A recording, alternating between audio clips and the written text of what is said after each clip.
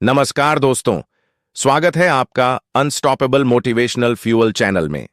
यहां हम जीवन के गहरे प्रश्नों और उनके उत्तरों की खोज करते हैं। आज हम बात करने जा रहे हैं एक ऐसे महापुरुष की जिनका पूरा जीवन सत्य और स्वतंत्रता की खोज में बीता। जे कृष्णमूर्ति। कृष्णमूर्ति ने हमें यह समझाया कि जीवन के असली मायने केवल दो चीजों में छिपे हैं, संबंध और कर्म। तो आइए आज हम साथ मिलकर जानेंगे कि सच्चे संबंध क्या होते हैं, सजग कर्म कैसे होते हैं और इन दोनों के माध्यम से हम अपने जीवन को कैसे अधिक गहराई और अर्थपूर्णता से जी सकते हैं। तो चलिए शुरू करते हैं आज की यह गहन यात्रा। मनुष्य के सामने सबसे पुराना और सबसे गहन प्रश्न यह रहा है, जीवन का अर्थ क्या है। यह प्रश्न केवल दर्शन शास्त्रियों या संतों का नहीं रहा, बल्कि हर उस व्यक्ति का रहा है जिसने कभी रात्रि के अंधकार में अपने अकेलेपन को महसूस किया हो या फिर दिन के उजाले में अपने भीतर की रिक्तता से टकराया हो। जीवन क्या केवल जन्म और मृत्यु की सीमित परिधि है? क्या यह केवल सुख दुख, हंसी रोने, सफलता असफलता और इच्छाओं के पूर्ण अपूर्ण होने का नाम है? या फिर जीवन में कोई ऐसी गहराई है जिसे हम अक्सर भूल जाते हैं, पर जो हमें भीतर से पुकारती रहती है? इन्हीं प्रश्नों के उत्तर खोजते हुए अनेक महापुरुषों ने अपनी दृष्टि प्रस्तुत की है। बौद्ध ने कहा, जीवन दुख है और दुख से मुक्ति का मार्ग ही सार है। गीता में कहा गया, कर्म ही धर्म है, परिणाम की चिंता मत करो। वहीं जे कृष्णमूर्ति, जिन्हें 20वीं सदी के महानतम दार्शनिकों में गिना जाता है, ने जीवन को देखने का एक नया दृष्टिकोण दिया। उन्होंने कहा, जीवन का सार समझना हो तो दो मूल बिंदुओं पर ध्यान दो, संबंध और कर्म। उनके अनुसार मनुष्य का पूरा अस्तित्व इन्हीं दो आयामों में प्रकट होता है। हम संबंधों से बने हैं और हमारे कर्म ही हमें गढ़ते हैं।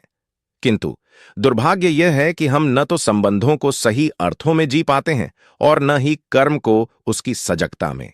हमारी उलझन, संघर्ष और दुख का कारण भी यही है। कृष्णमूर्ति के अनुसार जीवन और उसके मायने क्या है? जीवन को सामान्यतः लोग एक क्रम के रूप में देखते हैं, बचपन, युवावस्था, वृद्धावस्था और फिर मृत्यु। यह क्रम एक सतही दृष्टि है, पर यदि गहराई में जाए तो जीवन केवल शारीरिक क्रम नहीं, बल्कि मानसिक और आध्यात्मिक यात्रा भी है। मनुष्य का जन्म केवल खाने, सोने और प्रजनन करने के लिए नहीं हुआ। यदि जीवन का अर्थ केवल इतना होता तो मनुष्य और अन्य प्राणियों में कोई भेद न रह जाता। परंतु मनुष्य के भीतर चेतना है और चेतना ही वह आयाम है जो जीवन को साधारण अस्तित्व से उठाकर जीवन के मायने की ओर ले जाती है। हम सबके भीतर यह खोज लगातार चलती रहती है कि हम कौन हैं और हमारे जीवन का उद्देश्य क्या है। इस खोज के कारण ही हम धर्म, दर्शन, विज्ञान, कला, हर क्षेत्र में उत्तर तलाशते हैं। परंतु इस खोज में हमें सबसे पहले अपनी उलझनों से सामना करना पड़ता है। हम संबंधों में बंधते हैं और फिर उन्हीं से चोट खाते हैं। हम कर्म करते हैं पर उसमें अपेक्षाओं का बोझ लाद देते हैं। हम सफलता चाहते हैं पर डरते भी हैं असफलता से। यही द्वंद्व हमें निरंतर अस्थिर बनाता है। कृष्णमूर्ति कहते हैं कि जीवन को समझने के लिए हमें बाहर नहीं, भीतर झांकना होगा। जीवन की गुत्थियां बाहर की परिस्थितियों से नहीं, बल्कि हमारे भीतर के विचारों, इच्छाओं और अहंकार से उत्पन्न होती हैं। उनके अनुसार जीवन का अर्थ खोजने के लिए हमें 3 बातों पर ध्यान देना होगा। हम दूसरों के साथ कैसे संबंध रखते हैं, हम अपने भीतर स्वयं को कैसे देखते हैं, हम अपने कर्म कैसे करते हैं, सजगता से या यांत्रिक ढंग से। जीवन का वास्तविक अर्थ तभी प्रकट होता है जब हम स्वयं को जानने लगते हैं। No thy self. यह सूक्ति जितनी पुरानी है उतनी ही आज भी प्रासंगिक है। कृष्णमूर्ति कहते हैं कि बिना आत्मज्ञान के संबंध भ्रमित हो जाते हैं और कर्म बोझिल हो जाता है। आत्मज्ञान का अर्थ है अपने भय को देखना, अपनी इच्छाओं को समझना, अपने अहंकार को पहचानना और उनसे परे जाकर जीवन को जीना। संबंध का महत्व, सिग्निफिकेंस ऑफ रिलेशनशिप। मनुष्य अकेले नहीं जी सकता, वह चाहे कितनी भी स्वतंत्रता की बात करे, लेकिन उसका जीवन हमेशा संबंधों से बुना रहता है। जन्म लेते ही शिशु मां से जुड़ता है, परिवार से जुड़ता है, समाज से जुड़ता है। आगे चलकर वह मित्रता, प्रेम, विवाह, कार्यक्षेत्र और सामाजिक भूमिकाओं से जुड़ता है। यहां तक कि प्रकृति और संपूर्ण सृष्टि के साथ भी उसका अदृश्य संबंध है। कृष्णमूर्ति कहते हैं, जीवन ही संबंध है। संबंध के बिना जीवन की कल्पना नहीं की जा सकती। यदि संबंध न हो तो न भाषा का अर्थ होगा, न विचारों का, न संस्कृति का। हम स्वयं को केवल दूसरे के दर्पण में पहचान पाते हैं। जब कोई हमें मैं कहकर संबोधित करता है, तभी मैं की अनुभूति होती है। इस प्रकार संबंध केवल बाहरी नहीं, बल्कि हमारी आत्म पहचान का आधार भी है। परंतु यही संबंध जब अहंकार के साथ जुड़ते हैं, तो उनमें संघर्ष उत्पन्न होता है। हम चाहते हैं कि सामने वाला हमारी अपेक्षाओं के अनुसार चले। जब ऐसा नहीं होता तो पीड़ा होती है। माता पिता चाहते हैं कि संतान उनके सपनों को पूरा करे। पति चाहता है कि पत्नी उसकी इच्छाओं के अनुसार जिए। मित्र चाहता है कि मित्रता केवल उसके नियमों पर टिकी रहे। यहां तक कि हम अपने भीतर भी अपेक्षाओं का बोझ रखते हैं। मैं ऐसा बनूं, मैं वैसा बनूं। यही अहंकार संबंधों को जटिल और बोझिल बना देता है। कृष्णमूर्ति कहते हैं कि जहां अहंकार है, वहां सच्चा संबंध नहीं हो सकता। अपेक्षा संबंध का सबसे बड़ा शत्रु है। हम संबंधों को एक प्रकार के व्यापार की तरह जीते हैं। मैंने यह किया, अब तुम भी यह करो। यह अदृश्य अनुबंध संबंध को पवित्र नहीं रहने देता। प्रेम तब तक स्वच्छ नहीं हो सकता जब तक वह अपेक्षा से मुक्त न हो। कृष्णमूर्ति पूछते हैं, क्या हम किसी को बिना किसी अपेक्षा के प्रेम कर सकते हैं? यही प्रश्न गहराई से हमें हिलाता है, क्योंकि सामान्यतः हम प्रेम को ही अपेक्षा के साथ जीते हैं। कृष्णमूर्ति के अनुसार सच्चा संबंध वही है जिसमें दोनों पक्ष स्वतंत्र हों। स्वतंत्रता का अर्थ है अपनी अपनी चेतना में बिना दबाव और भय के जीना, और प्रेम का अर्थ है सामने वाले को उसी रूप में स्वीकार करना जैसा वह है, न कि जैसा हम चाहते हैं कि वह बने। यहां प्रेम कोई रोमांटिक कल्पना नहीं, बल्कि अस्तित्व का गहनतम अनुभव है। जहां प्रेम है वहां अधिकार नहीं, जहां प्रेम है वहां भय नहीं, जहां प्रेम है वहां अपेक्षा नहीं। संबंधों की सबसे बड़ी आवश्यकता समझ है। जब हम दूसरे को समझने लगते हैं तो संबंध में सहजता आती है। समझ का अर्थ है बिना निर्णय दिए देखना। अधिकांश समय हम दूसरों को अपने पूर्वाग्रहों, संस्कारों और स्मृतियों के चश्मे से देखते हैं, परंतु कृष्णमूर्ति कहते हैं, दूसरे को वैसा ही देखो जैसा वह है, न कि जैसा तुम चाहते हो। यही दृष्टि हमें गहरे संबंध की ओर ले जाती है। सबसे महत्वपूर्ण संबंध है स्वयं के साथ संबंध।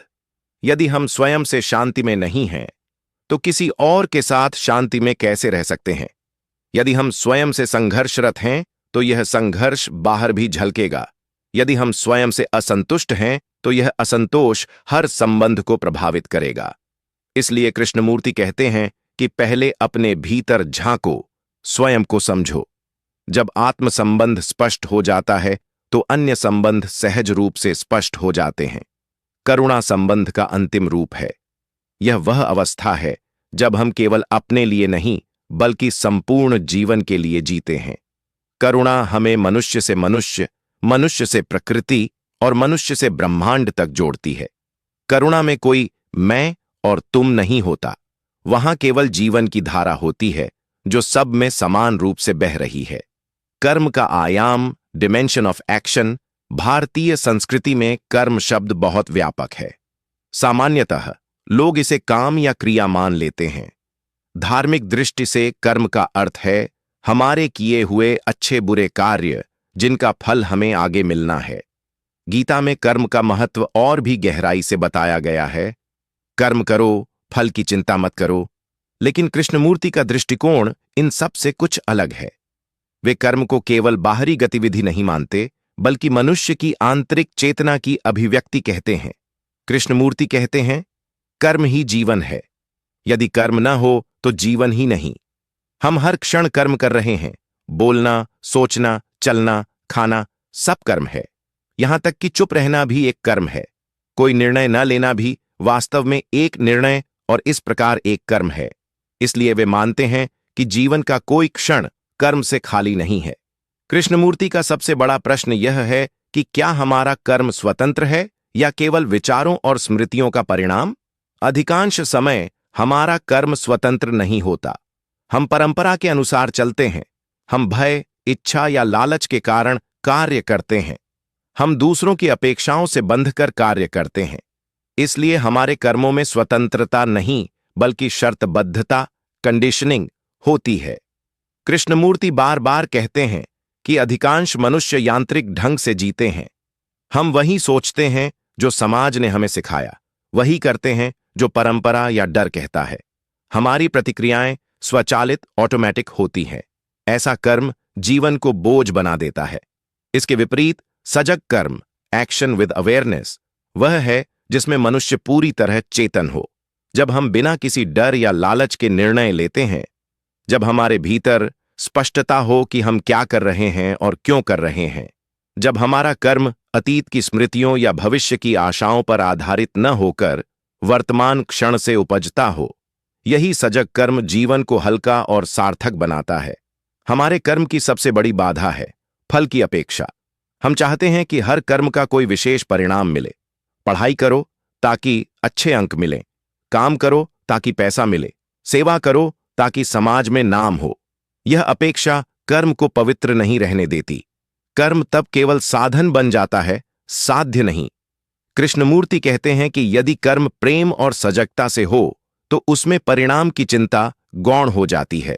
ऐसा कर्म ही वास्तविक स्वतंत्रता लाता है।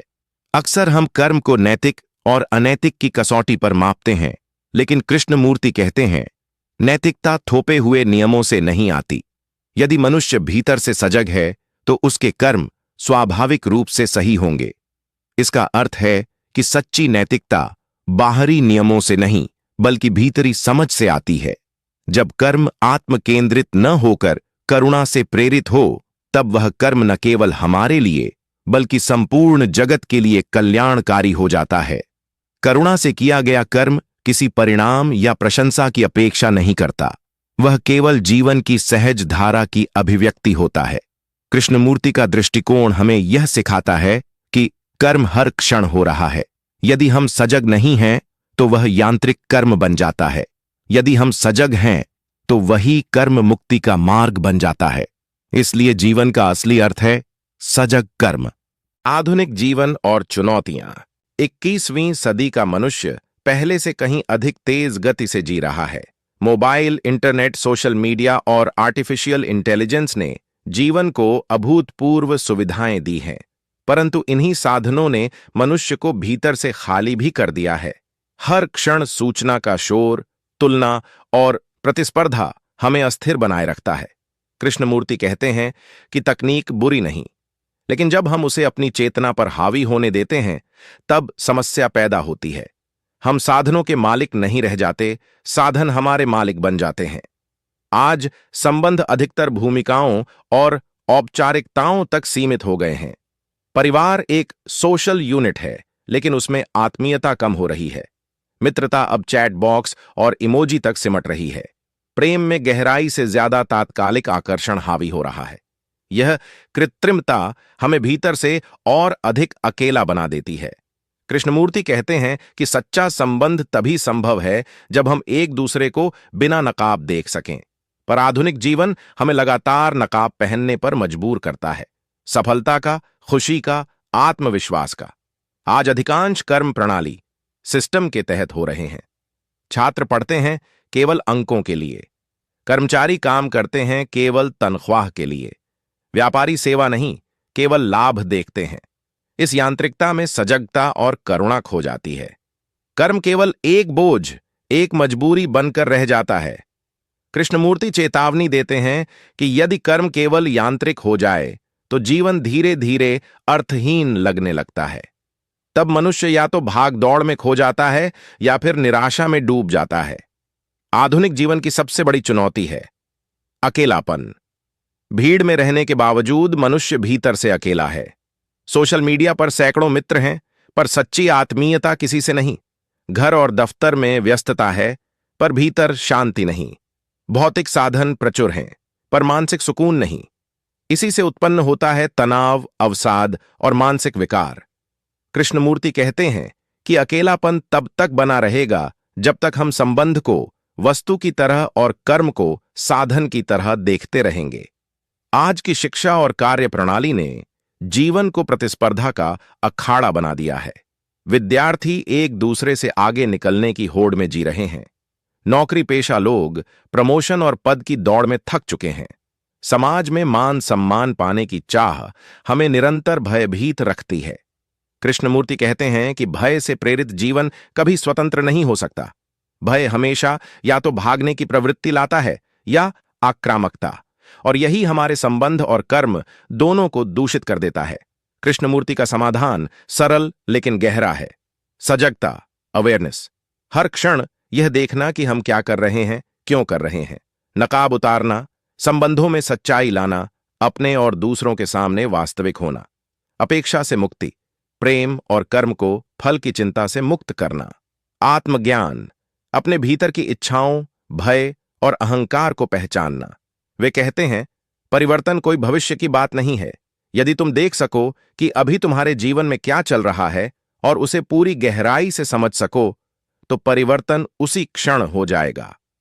आत्मबोध और आंतरिक क्रांति। कृष्णमूर्ति कहते हैं कि मनुष्य बाहर की दुनिया को जितना भी बदल ले, तकनीक, राजनीति, धर्म या समाज, यदि भीतर परिवर्तन नहीं है तो बाहर का परिवर्तन अधूरा और अस्थायी है।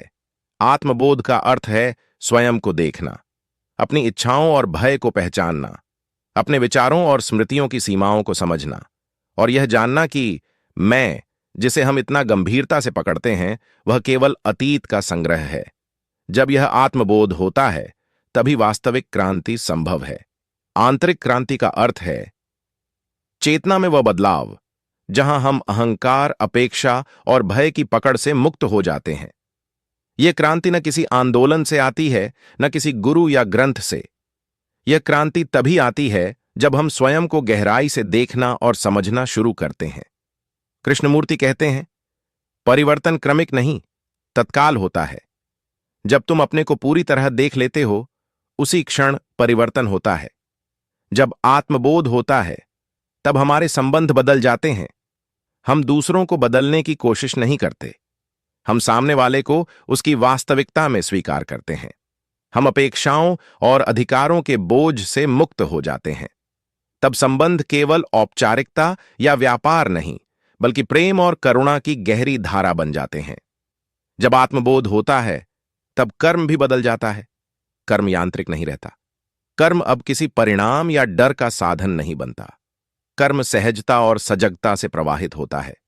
तब हम जो करते हैं वह केवल कर्तव्य नहीं होता, बल्कि जीवन की धारा का स्वाभाविक प्रवाह होता है। यही निर्मल कर्म है।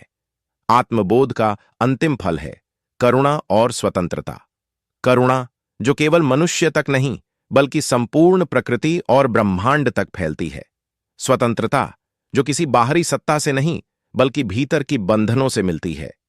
कृष्णमूर्ति का दर्शन हमें सिखाता है कि जीवन का असली अर्थ न तो सत्ता में है, न धन में, न प्रतिष्ठा में, बल्कि करुणा और स्वतंत्रता में है। जीवन का अर्थ बाहर नहीं है, वह यहीं है, हमारे हर संबंध में, हमारे हर कर्म में।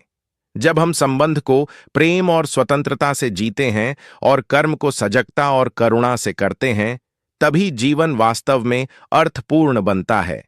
यही आत्मबोध है, यही आंतरिक क्रांति है और यही जय कृष्णमूर्ति का संदेश है। आशा है आपको यह चर्चा पसंद आई होगी। अगर आप ऐसे ही प्रेरणादायक और गहन विचारों से जुड़े रहना चाहते हैं तो हमारे चैनल अनस्टॉपेबल मोटिवेशनल फ्यूल को अभी सब्सक्राइब कीजिए और साथ ही बेल आइकॉन दबाइए ताकि आने वाले वीडियो आपसे मिस ना हो। मिलते हैं अगले वीडियो में। तब तक के लिए जागरूक रहिए, प्रेरित रहिए और अपने जीवन को अर्थपूर्ण बनाइए। धन्यवाद।